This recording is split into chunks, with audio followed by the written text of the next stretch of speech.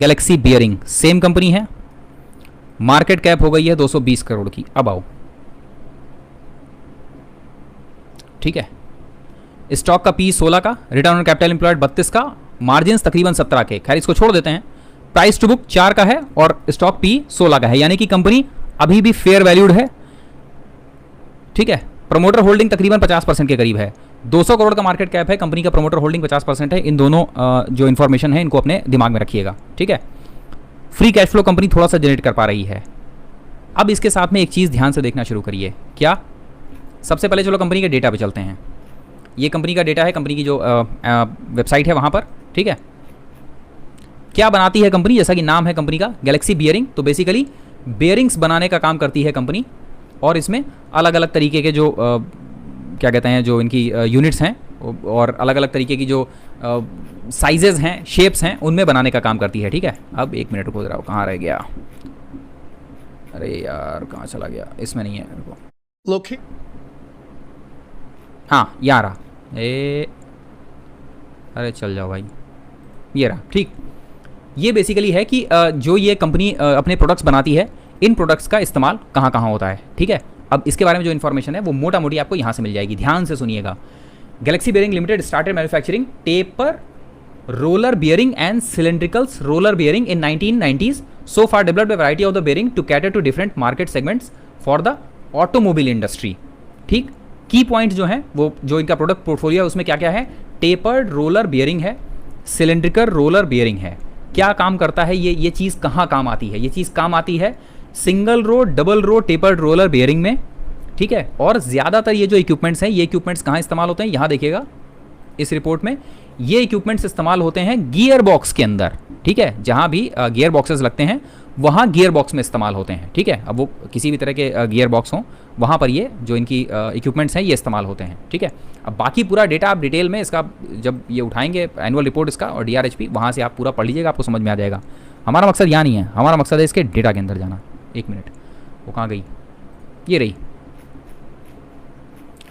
अरे यार ओवरव्यू पे आ जाओ, ठीक। नाउ 100% कंपनी का जो डेटा है वो बेसिकली बियरिंग से आता है। कंपनी का जो रेवेन्यू है वो, जिनमें से 35% डोमेस्टिक से है और रेस्ट जो है वो तकरीबन 65% जो है वो जो रेवेन्यू है वो अदर मीन से आता है, यानी कि बाहर जाता है। अब इसके बाद यहाँ ध्यान से देखिएगा, जो हम डेटा आपको दिखाना चाह रहे हैं वो डेटा है कंपनी का कंपाउंडेड सेल्स ग्रोथ। 220 करोड़ का कंपनी का मार्केट कैप है, 5 साल का कंपाउंडेड सेल्स ग्रोथ 19% का है, 3 साल का 12% है, जिसमें 2 साल कोविड के थे। कंपाउंडेड सेल्स ग्रोथ कंपनी का 5 साल का 35% का है। नाउ 20% का सेल्स ग्रोथ किसी भी कंपनी का 250 करोड़ के मार्केट कैप पर देखा है, और साथ ही कंपनी का प्रॉफिट ग्रोथ 35% के हिसाब से, ठीक।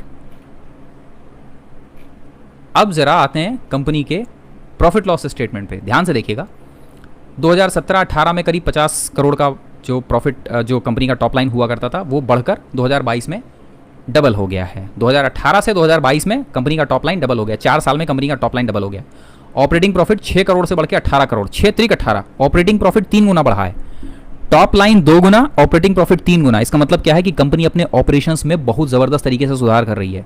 क्या वो सुधार दिखाई दे रहा है? यहाँ देखो 12% से बढ़ के मार्जिन 18% हुए हैं, और ऐसा नहीं कि एकदम से बढ़े हैं, 12, 14, 15, 19, 18 सिस्टमेटिक ग्रोथ मिली है आपको यहाँ। अदर इनकम बहुत ज़्यादा नहीं है किसी भी तरह की, और नेट प्रॉफिट कंपनी का 4 करोड़ से बढ़ के 13 करोड़, 3 गुना कंपनी का नेट प्रॉफिट बढ़ा है। What does it mean? It means कि कंपनी टॉप लाइन में भी ग्रोथ कर रही है और कंपनी मार्जिन्स में भी ग्रोथ कर रही है और कंपनी बॉटम लाइन में भी ग्रोथ कर रही है। यानी कि जो आपको ऑर्गेनिक ग्रोथ चाहिए होती है वो आपको ऑर्गेनिक ग्रोथ यहाँ पर दिखाई दे रही है। अब कंपनी की balance sheet, share capital 3 crore का कॉन्टिन्यूसली स्टैटिक है, यानी कि कंपनी ने लिक्विडेट नहीं किया बिल्कुल भी अपने आप को। कंपनी का कैश रिजर्व मतलब कैप 250 करोड़ के मार्केट कैप में जरा कंपनी का कैश रिजर्व देखो, और केवल कैश रिजर्व मत देखो, आप कैश रिजर्व का स्टैटिक ग्रोथ देखो, 16 करोड़ से बढ़ के 55 करोड़, और 2018 से कंपेयर करोगे तो कैश रिजर्व डबल हो गया है। और कंपनी का बोरोइंग्स भैया ऑलमोस्ट डेट फ्री कंपनी है, ठीक। नाउ इतने के बाद ये company cash flow from operations, positive cash flow from operations है, positive cash flow from operations है 250 करोड़ में। इससे ज्यादा कंपनी जान लोगे। वर्किंग कैपिटल डेज ऑलमोस्ट 150 दिनों पर स्टैटिक हैं, और कंपनी का cash conversion cycle almost static है। इन्वेंट्री डेज 130 के आसपास, और वो भी जो आमतौर पर 200 दिन हुआ करते थे वो वहां से घट के इन्वेंट्री डेज 130 दिन, यानी कि जो इन्वेंट्री है वो लगातार निकल रही है कंपनी की। रिटर्न ऑन कैपिटल एम्प्लॉयड 2016, 17, 18 में जो 20% था वो बढ़ के 33% हुआ है। प्रमोटर्स के पास 48% हिस्सा है, बिल्कुल सही बात है, प्रमोटर्स के पास कम है, एकदम सही है, इसमें कोई दो राय नहीं है, ठीक है 48%। बट प्रमोटर्स के पास 48% है क्यों? क्योंकि छोटी कंपनी को प्रमोटर्स आगे बढ़ाना चाह रहा है, लेकिन प्लेज नहीं है। तो 250 करोड़ में मधु सर कंपनी लो लिक्विड वाली होगी, दैट इज बट ऑब्वियस। ये हम बिल्कुल मान रहे हैं कि कंपनी अगर 250 करोड़ का मार्केट कैप लेके होगी तो कंपनी में लिक्विडिटी नहीं होगी। 250, 300, 400, 1000 शेयर ट्रेड हो रहे हैं, ठीक है। अब एक बात बताइए सिंपल सी, एक सिंपल से क्वेश्चन का आंसर दीजिए हमारे। 50 करोड़ से हम लोग इस कंपनी को देख रहे थे, आज 250 करोड़ की हो गई है। ये कंपनी का चार्ट पैटर्न है जो कॉन्टिन्यूसली आपके सामने है। अभी भी कंपनी इतने रनअप के बावजूद, ये कंपनी आज की डेट में भी जो ये एक मिनट को जरा रनअप हम दिखा दें, इस रनअप के बावजूद ये कंपनी आज भी 16 के पी पर और 3.5 के प्राइस टू बुक पे खड़ी है। अब एक सिंपल से क्वेश्चन का आंसर देना, क्या कंपनी का डेटा पढ़ने लायक है? क्या कंपनी का डेटा पढ़ने लायक है, हाँ या नहीं?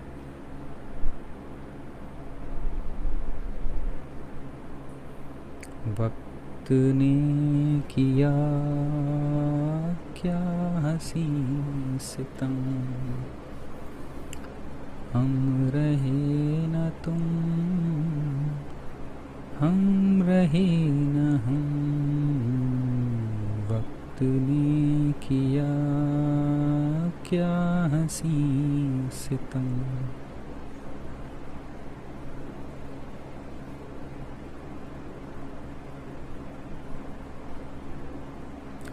ठीक है, अब ज़रा आप सोचो कि इस कंपनी को 50 करोड़ के मार्केट कैप से हम लोग तब से ट्रैक कर रहे हैं कॉन्टिन्यूसली, जब 50 करोड़ का मार्केट कैप था तब से ट्रैक कर रहे हैं। तो कंपनी का डेटा रखने का ये फ़ायदा होता है कि आपको अच्छी कंपनियां दिखती रहती हैं। अब अगर ये 200 करोड़ के मार्केट कैप पर कंपनी स्टेबल है तो ये, अरे बहुत नहीं भैया, चार्ट पे फिर वही बात यार, मतलब हम कितनी बार कहते हैं। वॉरेन बफे ने क्या कहा था कि किसी भी कंपनी का रेट सबसे लास्ट में देखना है, पहले कंपनी पढ़नी है, रेट लास्ट में देखना है, यही कहा था ना, यही करना है बस। कंपनी के रेट पे नहीं जाना है, कंपनी के धंधे पे जाना है।